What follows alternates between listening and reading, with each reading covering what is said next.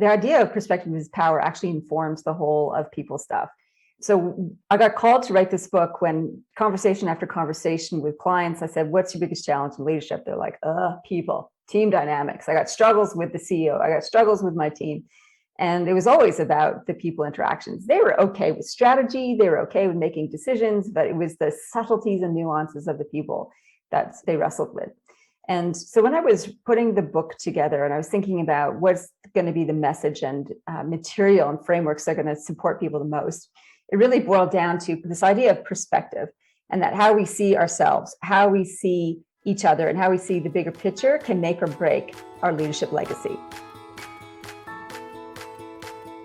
Welcome to You Belong in the C-Suite podcast. You are ambitious in life and in your career, but something is missing. You want to bring more of your passion to what you do. Because let's be honest, you pour a ton into your work, and it needs to mean more.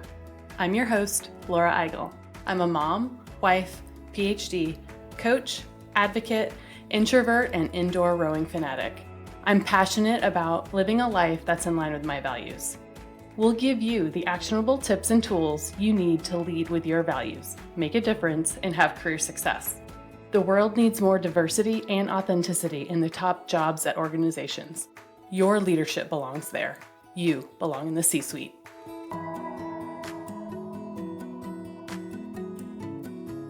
What gets you up in the morning? What drives your decisions? What do you stand for? No idea, not even sure where to start? I use my values to guide my life and career.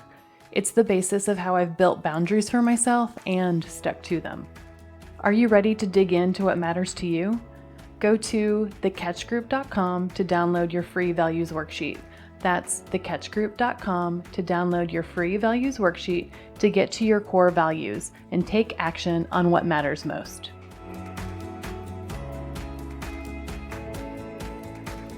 Welcome to this week's episode of You Belong in the C-Suite. I'm really excited to have our guest with us today, Zoe Routh. She is a leadership expert specializing in the people stuff. She shows leaders and teams struggling with office politics and silos how to work better together. She has worked with individuals and teams internationally since 1987. From the wild rivers of Northern Ontario to the remote regions of Australia, Zoe has spent the last 30 years showing teams how to navigate the wilderness of people stuff. Zoe is the author of 4 books. Her 4th book, People Stuff, Beyond Personality Problems, an Advanced Handbook for Leadership, won Book of the Year at the Australian Business Book Awards in 2020. Her past leadership roles include Training Director at Outward Bound Australia, Chair of the Outdoor Council of Australia, President of the Chamber of Women in Business, and Program Manager at the Australian Rural Leadership Foundation. Zoe is also the producer of Zoe Ralph Leadership Podcast, a show about all things people stuff and leadership. Zoe is an outdoor adventurist and enjoys telemark skiing, has run 6 marathons, is a one-time belly dancer, and has survived cancer. She loves hiking in the high country. She is married to a gorgeous Aussie and is a self-confessed dark chocolate addict. We talked about so many things, including archetypes that can help leaders be wise and compassionate, about systems within organizations that are incentivizing the wrong behaviors, how leaders can take action on long-term planning, and we also talked about the process of writing books, which was really fun. I can't wait for you to hear our discussion. Let's get started.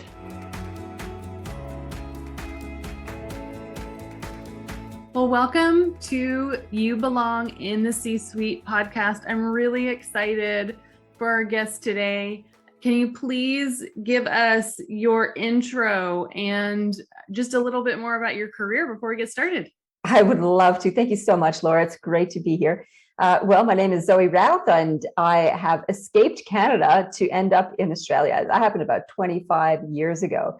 And I was having grand adventures in the summer, leading canoe trips in Northwest Ontario that led me to think, what shall I do? Shall I stay in the adventurous life, or shall I go in and study English literature? And I went, you know what? I'm sick and tired of reading about other people having lives. I'm going to have one for myself. So I chose the adventurous life, and that led me to hop across the pond and end up here in Australia leading personal and leadership development programs with Outward Bound, and then setting up my own business on another separate adventure about 20 odd years ago. I love it. And what do you love about the people stuff, which is the title of your newest book?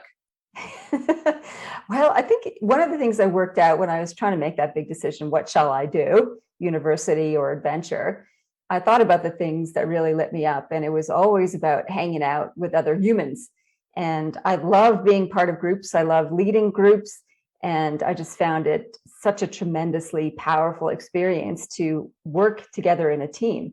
And that sense of connection and camaraderie is what I love most about the people stuff in leadership. And then also figuring out why people do what they do. Yeah, absolutely. I have a background in graduate school in personality research, and I've always enjoyed understanding like what makes people tick and motivations behind behavior. So I am with you. I am geeking out here along with you. And I love to understand a little bit more about some of the content in the book. And we talked previously about this idea of perspective is power. Can you tell me more about that? Well, the idea of perspective is power actually informs the whole of people stuff. So I got called to write this book when conversation after conversation with clients, I said, what's your biggest challenge in leadership? They're like, people, team dynamics. I got struggles with the CEO. I got struggles with my team.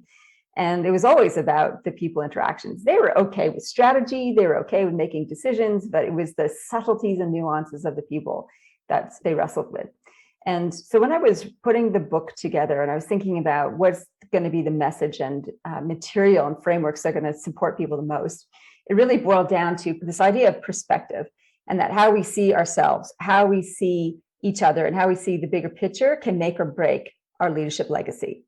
So that the more we see, the better we lead. And the first part of the book is really about exploring how do we see better? Like, how do we actually get a bigger picture of what's going on? And it's like the skills and practice of developing perspective that then informs how do we look at ourselves and how do we look at other people and the dynamics we have with each other, and then the bigger picture in the end. Oh, I love that so much. And I've had a career in HR, and the people stuff, that's the stuff that takes sometimes the most time, right? And it takes the practice. And the people stuff feels like it's gotten harder in the pandemic. We've got remote workforces, we've got hybrid workforces, we've got, trying to work through safety and security of employees. And it feels like leaders, more is demanded of them right now. Employees are asking for more. I think even generationally, like millennials are expecting really great managers. Yeah. So in this volatile world, like how can we develop ourselves to be the compassionate leaders that we need to be? And how do you talk about that in the book? There are actually huge new demands on leaders right now. And what I tell my leaders that I'm working with is that one of the key skills they need to hone and develop is facilitation skills, because that's essentially what you're doing. Like, you've got to learn how to facilitate your team dynamics through Zoom or whatever other platform. And if you cannot hold a conversation and get the issues on the table in person, then you're never going to be able to do it through screen. So it's a serious impediment. So honing people's facilitation skills is really important. The other aspect of what's needed right now is, as you alluded to, is this idea of wise and compassionate leadership. And we need the best of our hearts and the best of our minds to come to the table. So the way that I explore this in the book is through archetypes. And there's kind of one major archetype that sits above all other archetypes that I think leaders can channel and lean into to help them develop the wise and compassionate way to lead. And it's the archetype of the elder. And the elder goes across many different traditions and communities and peoples around the world. And it's got similar trait. So the elder is wise in terms of that they make sensible decisions. So they make the best decision knowing what they know at the time. And they make compassionate decisions, which is using the best of their heart. And how do you do that? How do you develop wisdom? How do you develop compassion? The way that you develop wisdom is learning how to see. So you develop your perspective. You look far into the time horizons in the future and far into the past to see what the trends and patterns are. You look broadly around you to see what the trends are happening around you. And then you look deep to figure out what are the systems and patterns that are driving specific outcomes and behaviors. And that gives you a way of starting to wrestle with wisdom. The compassion piece is always about focus on others. And this is about understanding what are the patterns are, the systems are that are driving people's behavior. And you would know that as an HR specialist, that it's not just personality problems or personality differences, though that has some part to play. It's often the structures that we have in the workplace that drive difficult interactions. So the compassionate piece is being able to understand what people's motivators are, drivers are, sensitivities are, hot buttons and triggers are, and be able to respond to that in the moment, as well as design workplace systems that alleviate or avoid some of those triggers that facilitate positive interactions. Can you give an example of building a system that does not have those within it? Yeah, so some of the usual suspects of systems that can cause problems, these are the first ones to look at, are remuneration. How are people paid? And because the way that we pay people, the bonus system, which is so prevalent in some industries and very prevalent in the United States across the corporate sector, is not always a useful strategy to building engagement and commitment and loyalty. In fact, I have a friend here who is part of the bonus system here in Australia, and she just hung out and waited to stay at the company until she got her bonus, and then she buggered off. And the company has a bonus system in place to build loyalty, but they missed out on all the other key patterns. So remuneration can actually cause other poor behaviors like competition between staff members, and it can drive silos and lone wolf activity, which is never conducive to strong team dynamics or collaboration or innovation or anything. So remuneration is absolutely one of the systems that you can look at to dismantle and restructure. I love that example that you just said about your friend who left, because I used to work at a really big company. And when did a lot of people leave? They waited to the exact time of year, and you knew after they got their payouts that you would see people leave the company, right? Yeah. And if that was your company, you'd be thinking, hang on a minute. And the usual reaction is they're so disloyal, they're so selfish. It's like, why are they leaving? It's probably the way that you're treating them. So, it's the promotion system, the transparency around that, recruitment system, the transparency around that. It's simple things like recognition is one of the things that is easy to implement that will help people not want to just cut and run after they get their bonus. And recognition is simple in some ways, and everybody likes it a little bit differently, but it's really just showing someone appreciation for the work that they've done and identifying the contribution to the outcome of their work that has a higher purpose within the organizational framework. Everybody likes being told they're doing a good job. It doesn't take time or energy to do that. That's a really simple and easy way to do that. And we often forget about it. We get busy. There's other stuff to handle. We've got our own work to do. We've got bloody another Zoom meeting on the boil, all that kind of stuff. But taking time out to say, hey, Laura, the way that you set this meeting up was really excellent. I love the preview material. It's really helpful. And you've been really gracious and welcoming to get on with the show. Like, example, an easy thing to say, takes no minute, and it needs to be genuine. And of course, it makes such a big difference to people's morale and interest in their work and the people they work with. It really does. And do you find that you had mentioned before different archetypes? Do you find that the elder archetype through, their wisdom and compassion can do that or lends itself to that? Or is that trained? Is it personality based? How can you get good at that kind of stuff? It is not personality based. It's absolutely something that you can lean on. The way that I encourage people to use archetypes, and the elder is just one of them. And I find it is the most useful one because if ever in doubt, what should I do? It's like, what would an elder do or say in this situation? If they're being wise and compassionate, I'm like visualizing somebody who's 80 or 90 or older, who's lived a long time on the planet, lots of world experience. What would my elder say to me if it's me at 80 or 90? Like, will this matter in 5 minutes? Will this matter in 5 years? Will this matter in 50 years?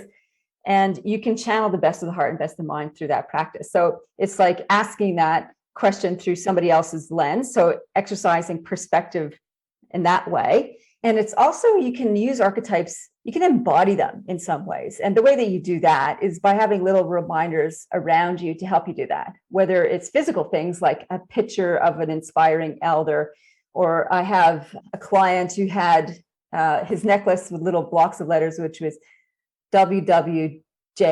And for him, it was, what would Jesus do? So Jesus is his mentor. And that was his reminder of, when I'm thinking about what I should do, what would my elder of Jesus help me to make the best kind of decision? So you can use kind of like these tangible, practical reminders to remember to focus your choices through that particular lens. Somebody else has got another one. What would love do in this particular situation? So that's using a concept as opposed to an elder archetype. I find archetypes are easier to channel than concepts because we imagine them as humans. Whatever pattern of humans we've experienced in that archetype, we can bring to the table. And so it feels a little bit more real than, let's say, the concept of love or compassion. Like, what would compassion do in this? Like, oh, I don't know. But what would Maya, my favorite elder, do in this particular scenario? I can imagine that, and I can pretend to be her in that particular situation. And then that helps a lot. No, thank you so much for that added context. That's very tangible and actionable thing for leaders to do. You had mentioned systems that really don't work. And in our previous conversation, we were talking about this idea of long-term and short-term planning and how to avoid some of these traps. And I'm like super interested in this topic. It's like one of the things that I think you had mentioned before, this idea that, yeah, we can all learn, some of these things to do, strategic and whatever. But I feel like leaders are still falling into these like short-term planning cycles, just like we haven't gotten, pay right or recognition right. Can you talk a little bit more about that? It's such a hard one because it's a system design. So if you take, for example, the political system, and it's similar in the United States, like in Australia, we have a 3-year election term cycle. So 3 years is very short term. And so you just get elected and you see the politicians start to work on their election strategy, feels like almost immediately as soon as they get into office, as opposed to governing for the long term.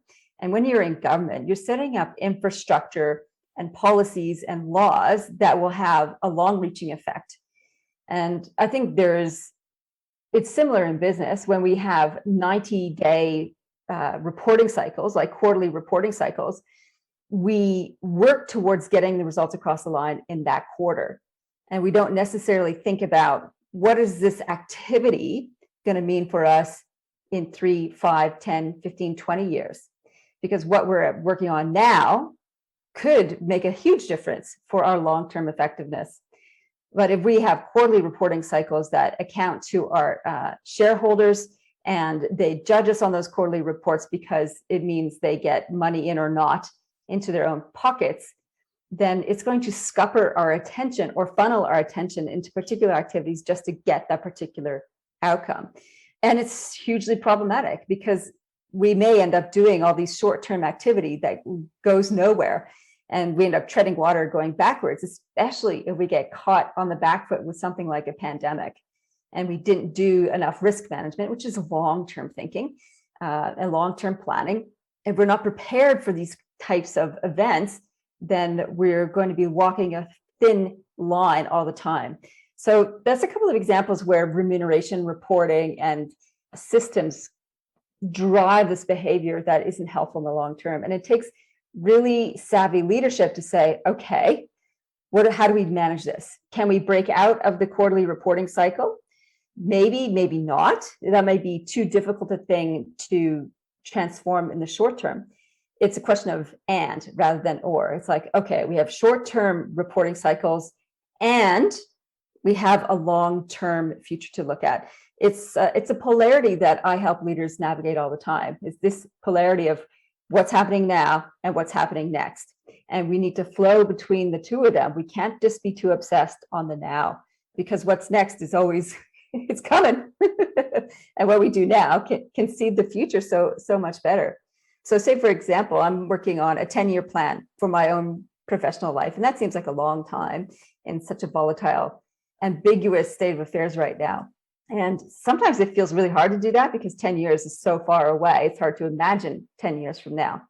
But I think the way that I help leaders do that, and the way I do it for myself too, is like, who are you serving today? Are you serving your current self or your future self? And you need to make sure that you do a bit of both. So exercise, as an example, serves both current self and future self. I know the exercise I do today will be really beneficial for how I feel for the rest of the day. And it will also serve my future self by keeping me limber and strong, etc. So my future health would be rewarded. Those are the best kind of activities that they serve now and next. I love the idea of serving now and next. And the leaders that I coach, I feel just like you described, it's very common, this idea of quarterly and reactive, like we're reacting to this, we're reacting to that there, and that leaves not a lot of time to even do strategic planning, to do strategic thinking. And it's hard for them to even get out of the reactive mindset because they're putting out fires and they're solving a problem to make those quarterly numbers, right? And I find that it's how interesting it is that these very senior leaders literally aren't taking, time even in a given week to think the next, right? Even annual, like as they get into annual planning, because it's time to do that, they'll do that. Like right now in the US, a lot of people are starting their annual operating plans for the next year and all the things, but they're only doing that because they're required to think it. And so they're like, oh, okay, well now I can start thinking about the next year, right? Because it's in the business planning cycle. So how else? I love this idea of doing it for yourself and your career, and then building in strategic time often to be able to think now and next to figure out how that serves you. It's great. Leaders find that really hard because one of the reasons they find it so hard is the biochemistry aspect of it. Like dealing with the urgent and now hooks all of our dopamine receptors and our adrenaline and our cortisol. So this kind of like energizing biochemicals in our body get triggered by doing that short-term stuff. So Stephen Kotler has a saying, says, never trust the dopamine, because dopamine appears when you clear out your emails. That's sort of like clearing out lists and ticking things off, getting stuff done, finding stuff gives us a little surge of like, whew, feels like a little win.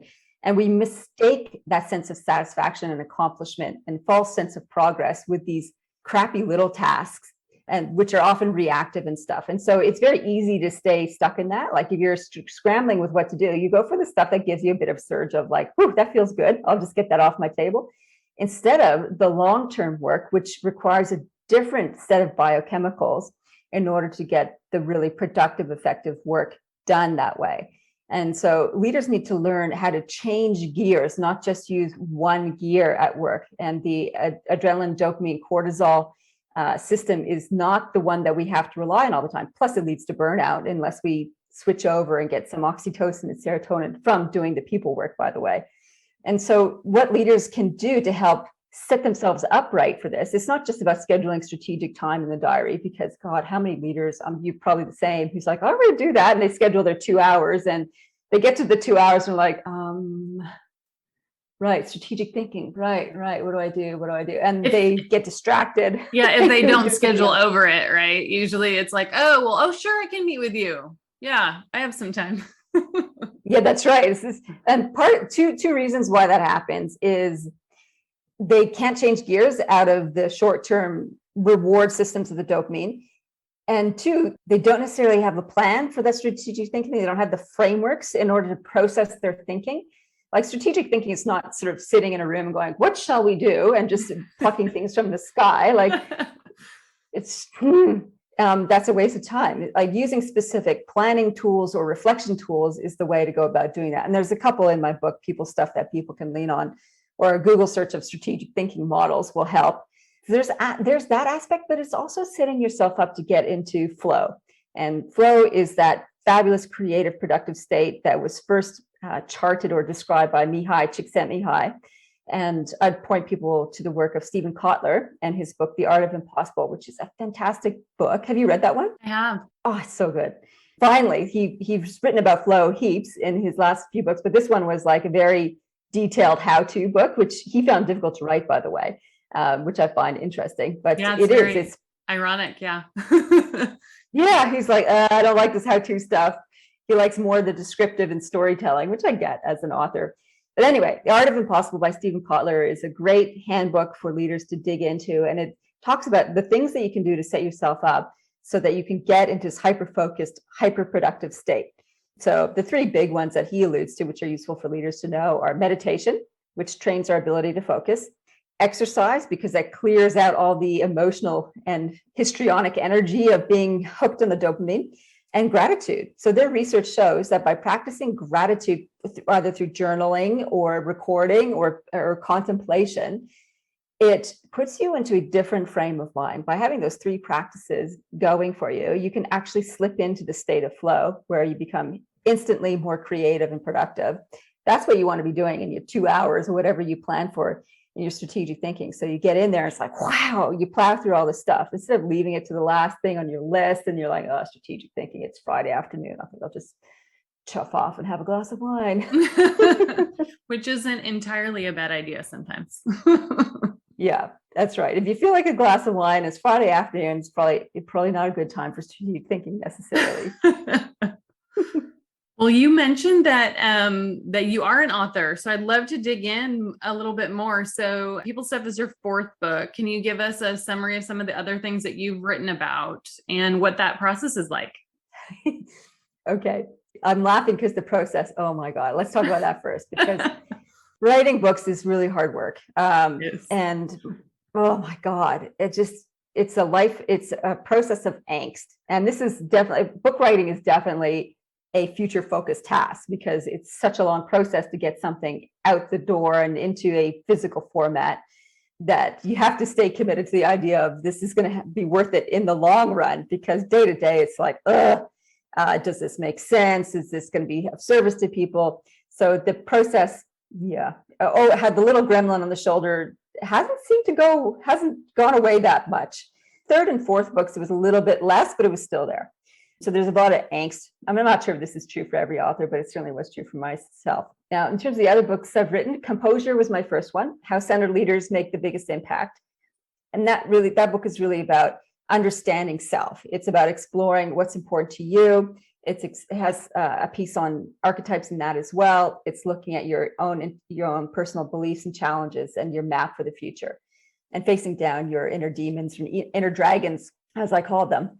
So that was book number one. Book number two is called Moments, Leadership When It Matters Most. And we explore some of the difficult moments we have in leadership, which is, in the pit of despair is one type of moment. Ethical challenges, a rock and a hard place. And then those interpersonal situations where you're coming up against other people and how you contend with those. Third book was called Loyalty, Stop Unwanted Staff Turnover and Create Lifelong Advocates. And that's all about how you galvanize teams and get them to come together and be a great team to work with. That's what Loyalty is about. And People Stuff is the fourth one, and it came out last year. Awesome.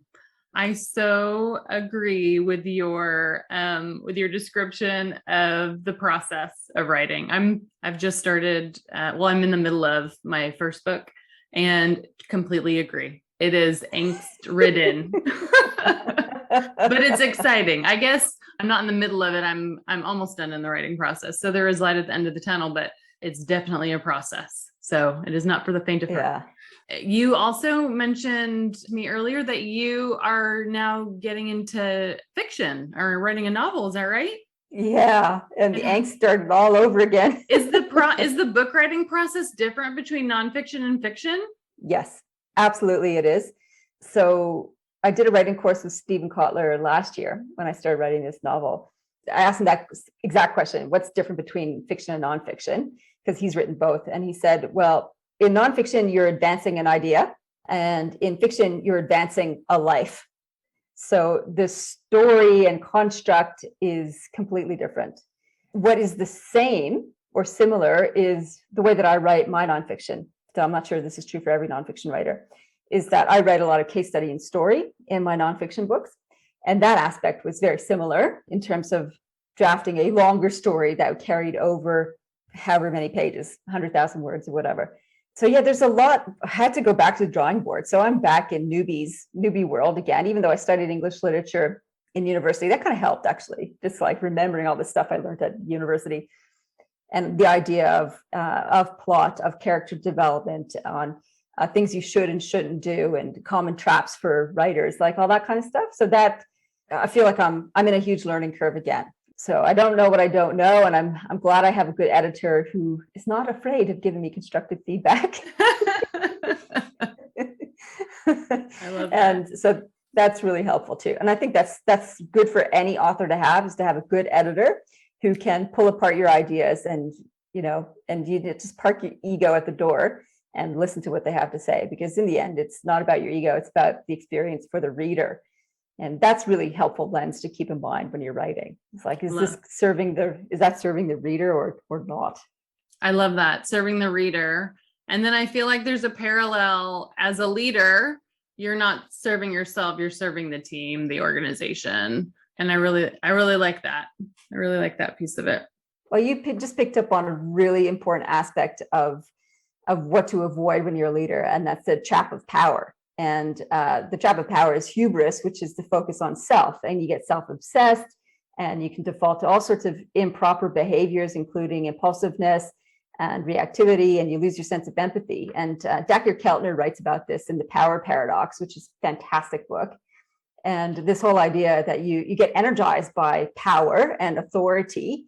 You get given power and authority by, first of all, serving people, by being focused on group outcomes. And they go, hey, you're focused on group, let's put you in charge. And so you're like, oh, cool.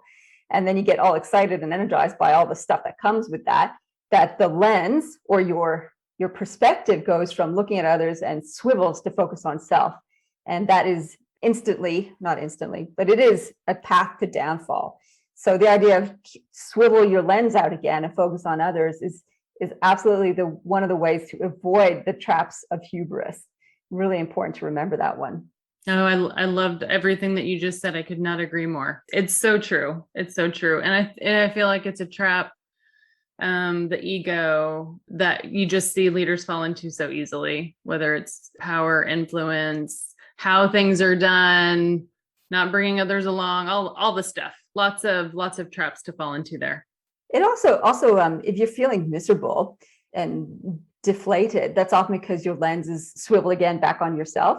And the quickest way out of the feeling crappy is to pivot again and look at, how can I reach out to somebody else? How can I make somebody else's day? And that is so uplifting. Even if you don't feel like it, when you reach out to somebody else, they're often so grateful, especially like now through the pandemic. Here in Australia, there's huge lockdowns again. And so calling someone saying, how are you doing? Even if you feel crappy, it lifts both of you. And I think it's nice to remember that. So focus on others is not just to avoid pride and downfall. It's also to feel good. Absolutely. It goes back to what we first started talking about of the compassionate leader, right? I think that's a very big attribute of that compassionate leader, for sure. Well, I have so enjoyed talking about leadership and books and all of the things with you today. I really want to hear more about this free guide you were telling me about before that can be helpful for leaders. Can you tell me a bit more about it? Sure. It's called How to Spot and Deal with Difficult Behavior in the Workplace. And it unpacks a lot of the 4 devils of people stuff, which is in my book, People Stuff. And so it gives you some maps to navigate the territory of difficult behaviors and some practical solutions for that. And people can grab that for free at my website at zoeralph.com. Click on resources and you can get the guide right there. Perfect. And we will also put that in the show notes in case you missed that. And Zoe, I'm just so thankful and grateful for having you on today and to get to connect with you on leadership and people stuff. Thank you, Laura. It's been a pleasure. But before we go, can you just tell me a little bit about your book? I'm dying to know. Oh, yeah, sure. Of course. So my book is about a values-centered approach to leading as your authentic self, building boundaries, and motivating your team. And so a lot of some of the stuff that I talk about on this podcast on leading with your values to create and model the behaviors that you want in your team. So I'm really excited about it. It's called Values First. It is due to the publisher in about a week. So coming soon. Absolutely fantastic. Yeah. I'm so excited for you. I can't wait to hear more about it. Congratulations on all the work that you're doing. Thank you so much. And seeing that, and I love being able to say it's my first book, and people like you that have like multiple books, it's just role models for me because I can see how it's done. And I love that you're now in fiction as well, because I also love the style that I write in is based on my personal experience and then the experience of some of my clients and organizations that I work with. And I love telling stories because I just think it's such a powerful, powerful thing to be able to learn from others. So I like to incorporate story. And while it is nonfiction, it still feels sometimes like I'm writing fiction, even though, based in real life, I guess. So yeah, I totally get it. But it's exciting to see other authors and all of the really great stuff that they have out. So I'm excited to connect with you and to keep connected. Likewise. Thank you so much, Laura. It's been great being on your show. Thank you. Have a great rest of your day.